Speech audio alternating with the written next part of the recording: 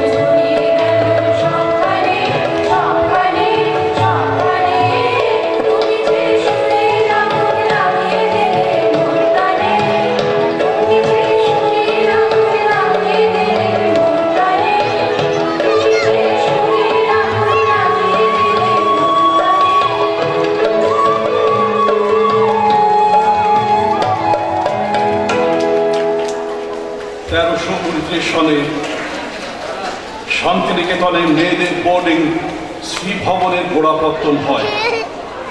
তখন ছাত্রীদের নিয়ে গার্লস গাইড তৈরি করার জন্য কলকাতা থেকে একজন ইংরেজ মহিলাকে আনানো হয়েছিল।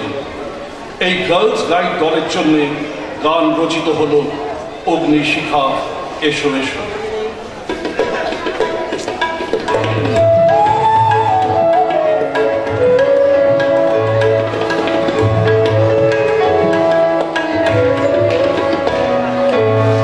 অগ্নিশিখা এসো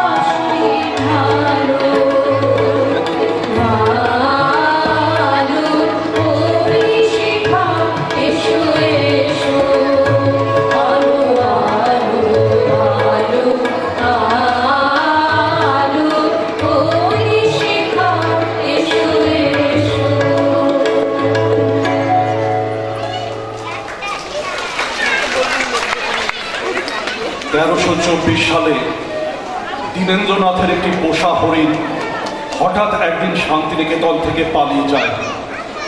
পরে খবর পাওয়া যায় দূরে এক গ্রামে সাঁওতালরা তাকে বধ করেছে। এই সংবাদে দীনেন্দ্রনাথের স্ত্রী কমলা দেবী অত্যন্ত কাতর হয়ে পড়ে। তাকে সান্ত্বনা দেওয়ার জন্য রচিত হয় সে কোন বনের হরিণ ছিল আমার মনে।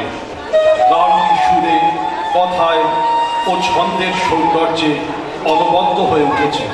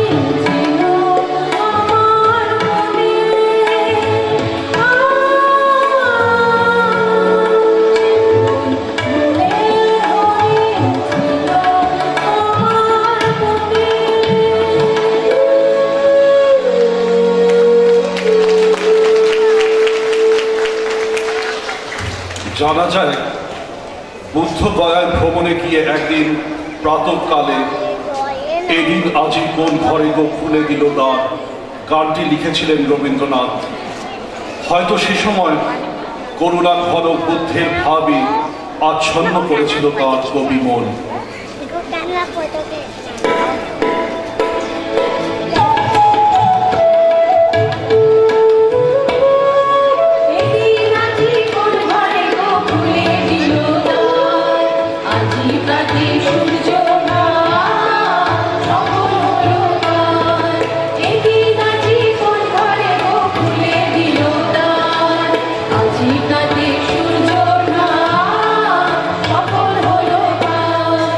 আমার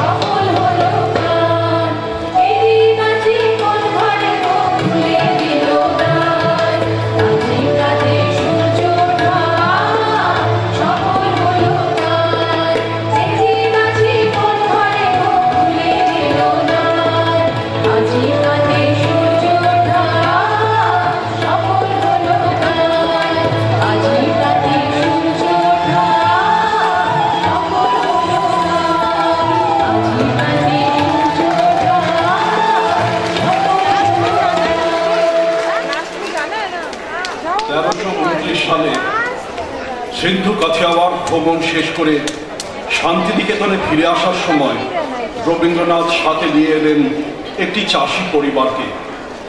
তাদের 12-13 বছরের একটি মেয়ে 2 হাতে মন্দিরা নিয়ে খুব সুন্দর নাচত। শান্তিনিকেতনে যাতে সেই নাচটির প্রচার হয় তার জন্য চৈত্র মাসের শেষে আম্রকুঞ্জে মেয়েটির নাচের আসর বসে। এই নাচ দেখার পর বিচিত্র পর্যায়ের অন্যতম সুন্দর গান কালের মন্দিরা যে সদাই বাজে রচিত হয়।